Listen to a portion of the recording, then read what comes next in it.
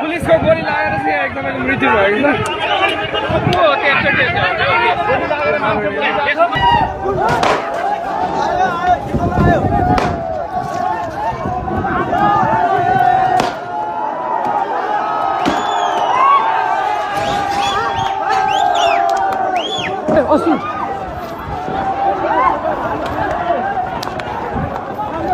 Curfew समय सुरु हुँदैछ।